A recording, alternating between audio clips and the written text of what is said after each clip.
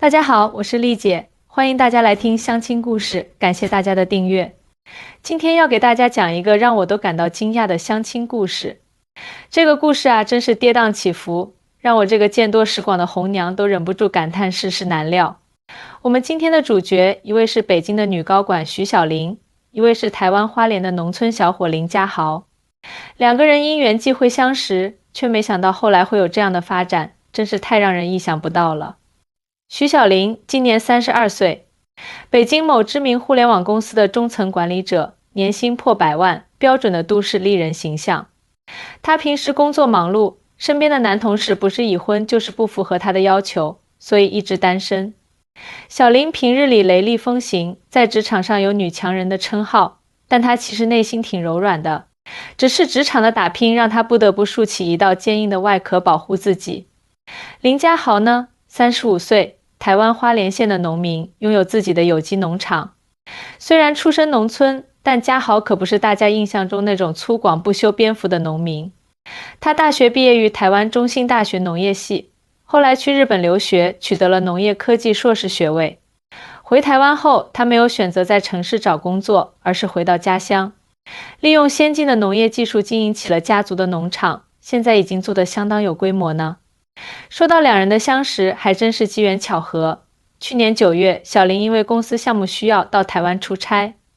她所在的公司正在开发一个农产品溯源系统，希望能把台湾的农业技术和经验借鉴到大陆。家豪的农场正好是这个项目的合作对象之一。就这样，项目组一行人来到了花莲，与当地几个有代表性的农场进行交流。当小玲第一次见到家豪的时候，完全被眼前的景象震撼到了。他原以为所谓的农场不过就是几亩地、几间简陋的棚子，没想到映入眼帘的是一片现代化的农业园区，智能温室大棚一排排整齐地矗立着，远处还有太阳能发电装置和水循环系统。家豪的农场占地近100亩，种植着各种有机蔬果，还有一部分用于休闲观光，甚至有农家体验的项目。哇，这也太震撼了吧！完全颠覆了我对农场的想象。小玲惊叹道，眼睛里闪烁着惊讶的光芒。家豪听到这话，脸上露出了自豪的笑容。欢迎来到家豪有机农场。我们这边虽然是农村，但农业技术可不落后哦。小玲点点头，确实让我大开眼界。我原以为台湾农村的条件比较艰苦，没想到技术这么先进。这个误解很常见啦，家豪笑着解释道。台湾农业其实挺发达的，尤其是近20年来，政府大力推动农业现代化和休闲农业，投入了很多资源在农业科技研发上。我们这个农场现在年产值超过3000万新台币，利润率保持在25%以上呢。听到这个数字，小玲眼前一亮，3000万新台币折合人民币也有600-700万了。这样一个农村小伙居然经营着一个年产值几百万的农场，这完全打破了他对农民的固有印象。接下来的参观更是让小玲大开眼界。家豪带着项目组走进了智能温室，介绍道，这是我们的智能化控制系统，可以根据作物生长需求自动调节温度、湿度、光照和水肥。我们还引入了物联网技术，手机上就能监控所有温室的情况。小玲不禁感叹，这技术水平比我们公司合作的一些大陆农场还要先进呢。家豪谦虚地说，台湾地小人多，土地资源有限，所以我们必须走精细化、高效化的路线。这些年我们农场在科技上的投入占总支出的20%以上。参观结束后，项目组其他成员去拜访下一个农场，小玲则留下来和家豪深入交流系统需求。两人单独相处的时间里，小玲发现家豪不仅是个有知识、有眼界的农场主，更是个幽默风趣的人。他对农业充满热情，谈起植物育种、土壤改良、智能农业时，眼睛里闪烁着光芒。更让小玲意外的是，家豪不仅懂农业，还对互联网、大数据、人工智能等新兴技术有自己独到的见解。他甚至提出了一些关于农产品溯源系统的改进建议，让小玲惊为天人。你不仅是个农民，还是个懂技术的专家啊！小玲由衷赞叹道。家豪笑着摇摇头，我只是个爱学习的农民罢了。现代农业已经和传统农业大不相同，我们必须不断学习新知识、新技术，才能跟上时代步伐。工作交流进行到傍晚，嘉豪邀请小林留下来吃晚饭，尝尝我们农场的有机食材，保证你吃了还想再来，他自信地说。小林本想婉拒，但看着嘉豪热情的眼神，加上确实对农场的食材感兴趣，便答应了下来。晚餐在农场的观景餐厅进行，从餐厅的落地窗可以看到远处连绵的中央山脉，景色宜人。餐桌上摆满了各种新鲜蔬果和海鲜，小林品尝着美食，不由得感叹，这才是真正的舌尖上的美味啊。嘉豪给小林倒了一杯自酿的果酒，微笑道，这是我们用自家种的水蜜桃酿的，酒精度不高，女生喝了也没关系。酒过三巡，两人的交谈从工作慢慢转向了个人生活。小林了解到嘉豪其实是留学回来后主动选择回乡创业的。他本可以留在台北的大公司工作，拿高薪过舒适的城市生活，但他选择回到花莲，接手并改造家族的农场。很多人不理解我为什么要回乡下，觉得我是傻子，放着好好的城市生活不过。但其实我从小就喜欢这片土地，喜欢看着植物从种子长成果实的过程，那种成就感是任何高薪工作都无法比拟的。嘉豪真诚地说。听着嘉豪的话，小林心中升起一种莫名的感动。在北京的高压工作环境中，他已经很久没有遇到一个如此热爱自己工作，并为之倾注全部热情的人了。你真好，有自己坚定的追求，小林由衷地说。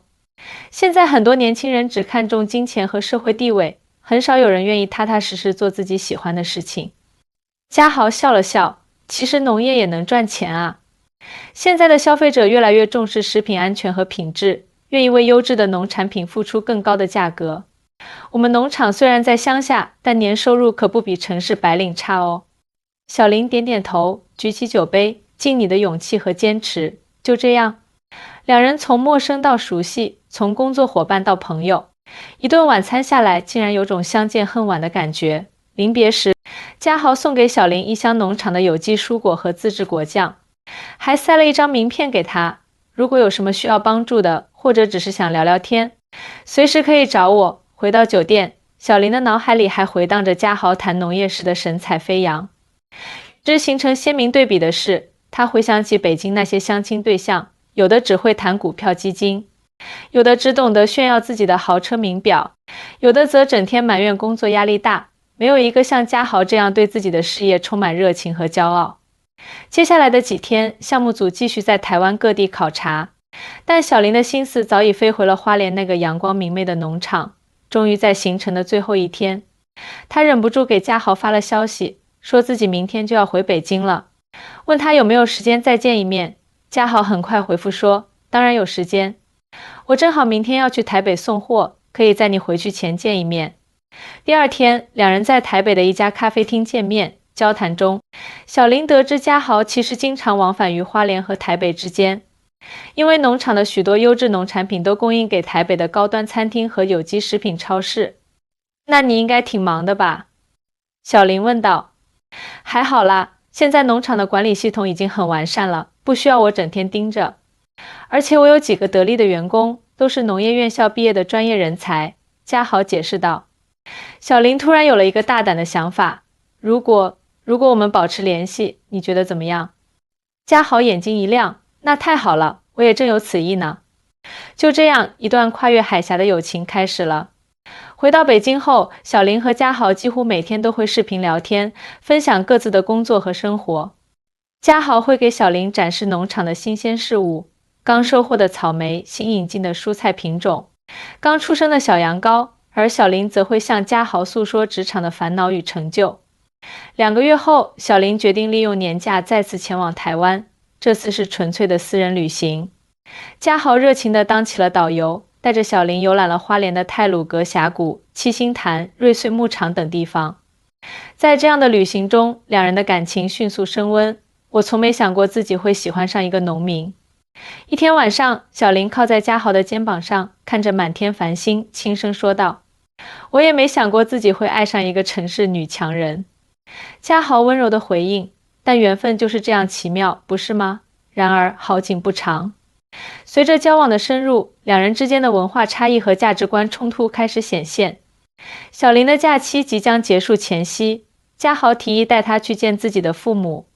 小林有些犹豫，但最终还是答应了。嘉豪的父母是地道的台湾农村老人，虽然不像传统农民那么保守，但对于儿子交往一个大陆女友，还是北京的高管，多少有些担忧。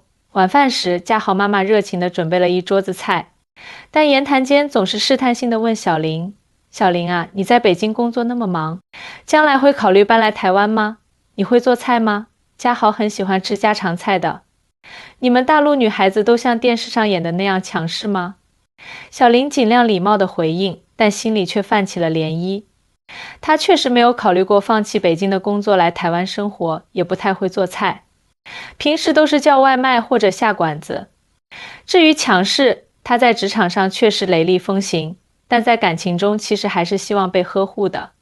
嘉豪似乎注意到了小林的不自在，适时地转移了话题，开始向父母介绍小林公司的项目如何先进，如何能帮助台湾农产品打开大陆市场。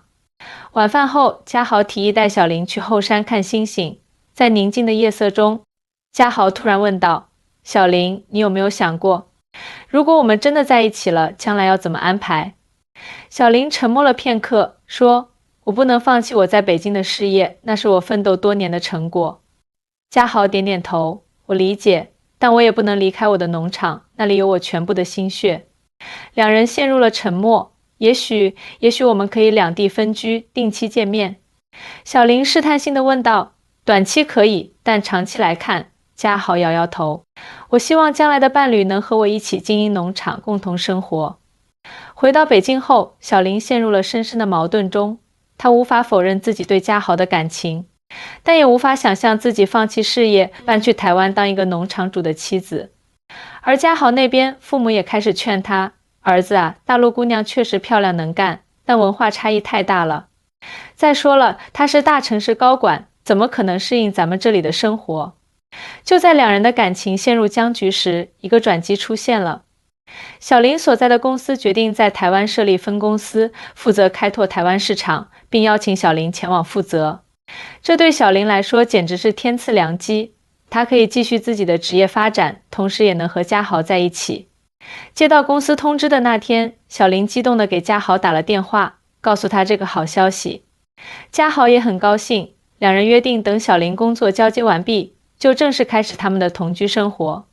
然而，就在小林准备动身前往台湾的前一周，嘉豪突然打来电话，语气异常严肃：“小林，有件事我必须当面和你谈，我后天去北京找你，可以吗？”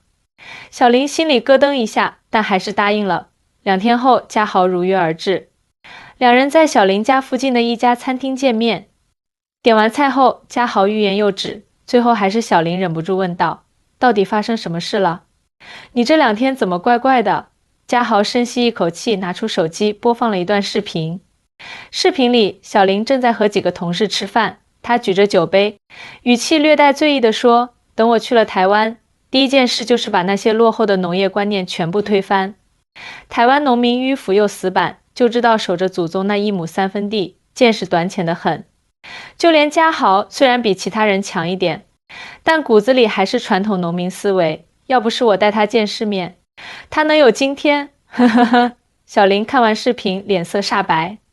他完全不记得自己说过这些话，但视频里的确是他本人无疑。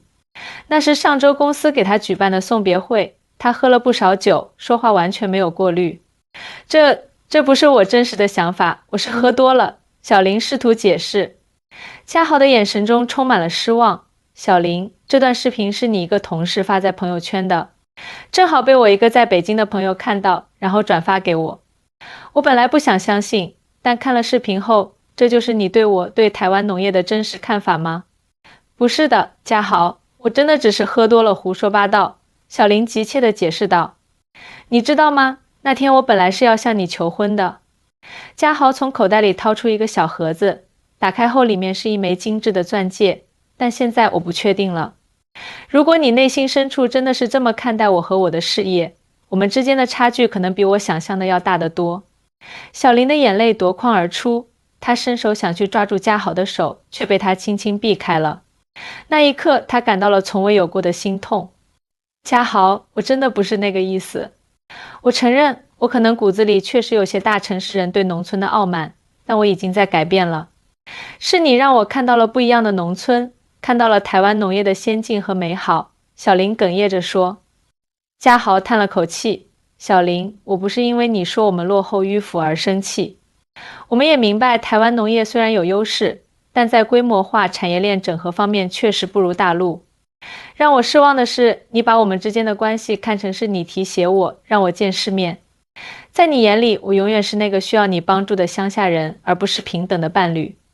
小林无言以对，他回想起自己确实有过类似的想法，虽然不像视频里表达的那么直白，但内心深处，他可能真的把自己放在了高人一等的位置上。我需要时间好好想想。嘉豪站起身，这次来北京，本来是想跟你商量婚礼的事情，没想到他没有说完，转身离开了餐厅。看着嘉豪离去的背影，小林第一次体会到了什么叫做心如刀绞。他没有追上去，因为他知道此时无论说什么都无济于事。他需要用行动证明自己的真心，证明自己已经改变了那些傲慢的想法。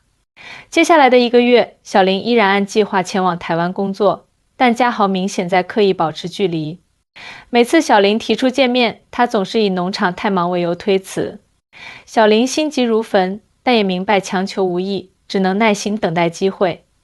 直到有一天，小林在台北的一个农业展会上偶遇了嘉豪的父亲林伯伯。小林啊，好久不见了。林伯伯热情地打招呼，似乎并不知道两人之间发生的事情。小林勉强挤出笑容，林伯伯好，您也来参展啊？是啊，我们农场的有机认证产品今年又获奖了，来领奖的。林伯伯自豪地说，倒是你，怎么在这种专业展会上见到你了？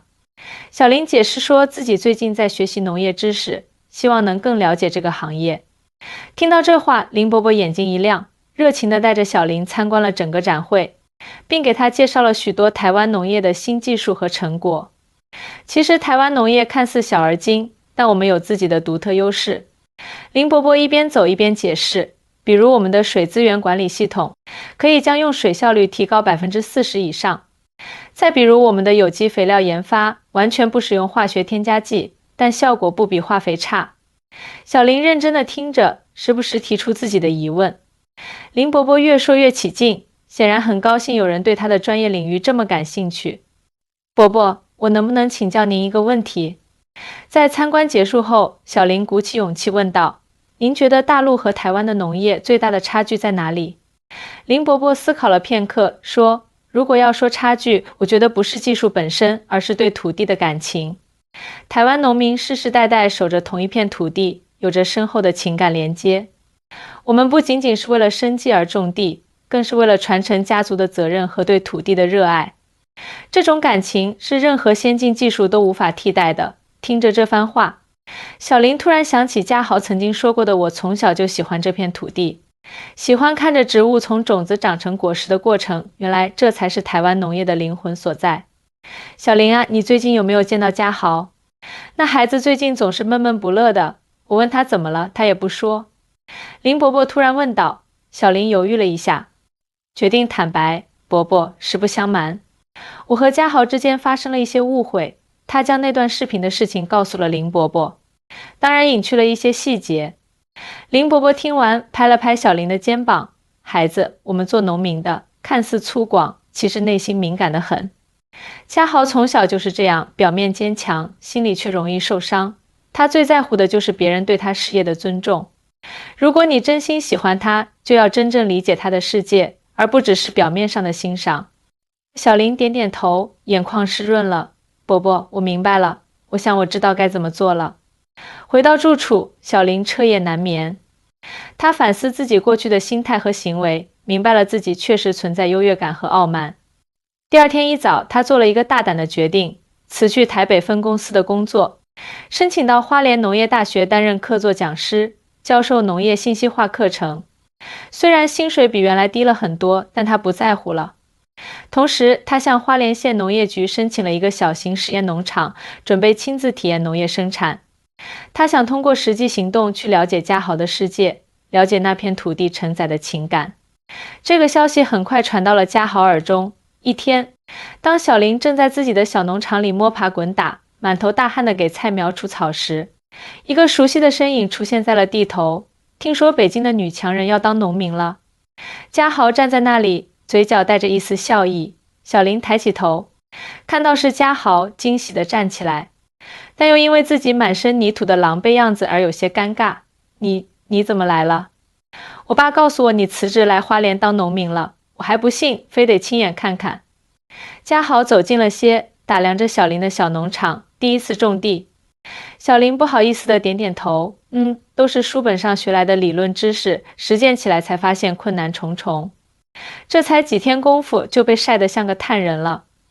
嘉豪忍不住笑了，你这除草方法不对，这样会伤到菜苗的根系。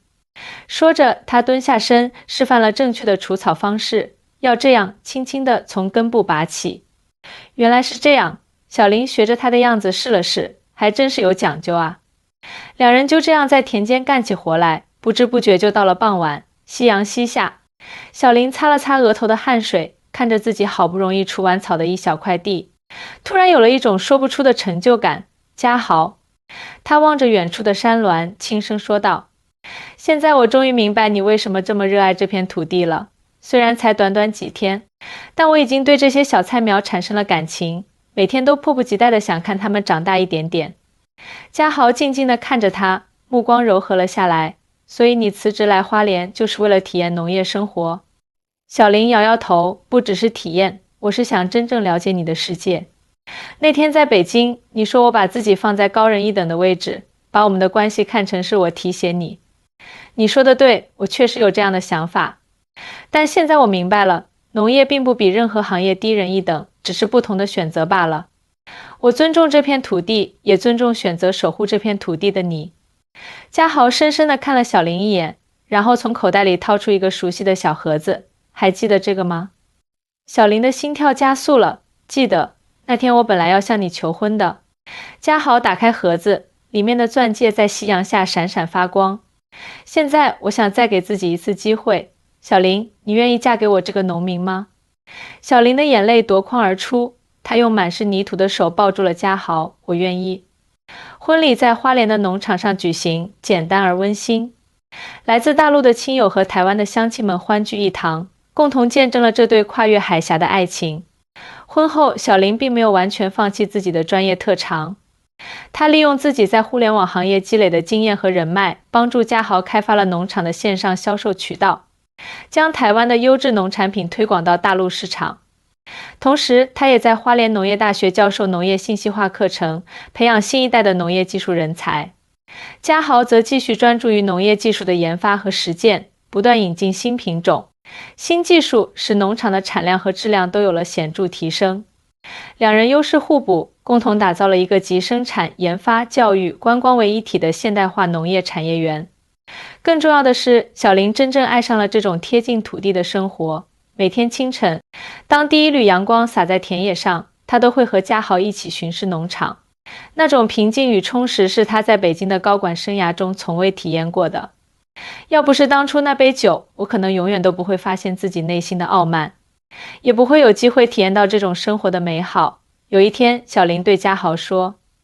嘉豪笑着搂住他的肩膀，缘分就是这么奇妙，有时候看似最糟糕的意外，反而成了最好的转机。3年后，小林和嘉豪的农场不仅在台湾远近闻名，还成为了两岸农业合作的典范。他们开发的农产品溯源系统获得了行业大奖，而小林编写的现代农业信息化实践指南也成为了农业院校的教材。更让两人骄傲的是，他们的故事鼓舞了更多年轻人投身现代农业。每年都有不少大学生来到他们的农场实习，学习如何将现代技术与传统农业结合起来。你看，嘉豪指着远处一群正在学习土壤改良技术的年轻人，这些孩子才是我们最宝贵的收获。小林点点头，心中充满了感动。当初那个只会在高楼大厦间穿梭，对农村充满偏见的都市女性已经不复存在了，取而代之的是一个热爱土地、尊重自然、用心感受生命律动的农场主。某天，小林接待了一位来自北京的老同事。这位老同事参观完农场后，惊叹不已。小林老实说，当初听说你要辞职去台湾当农民，我们都觉得你疯了。但现在看来，你的选择是对的，你比在北京时快乐多了。小林笑着回应，人生的意义不在于你站得多高，而在于你是否真正热爱并享受自己的生活。我现在每天都活在自己热爱的事业和爱人身边，这比什么都重要。那你不会后悔放弃北京的高薪职位吗？老同事好奇地问。小林看了一眼不远处正在教游客采摘水果的家豪，眼中满是柔情。用钱衡量的价值终究有限。这里的生活给了我更多无形的财富，健康的身体，宁静的心灵，真挚的感情，还有对生命的深刻理解，这些是任何高薪都换不来的。老同事若有所思地点点头，看来真正的幸福不在于拥有什么，而在于内心的满足与平和。如果你喜欢今天的故事，请记得关注我丽姐的相亲故事频道，我会继续为大家带来更多温馨感人的爱情故事。感谢收听，我们下期再见。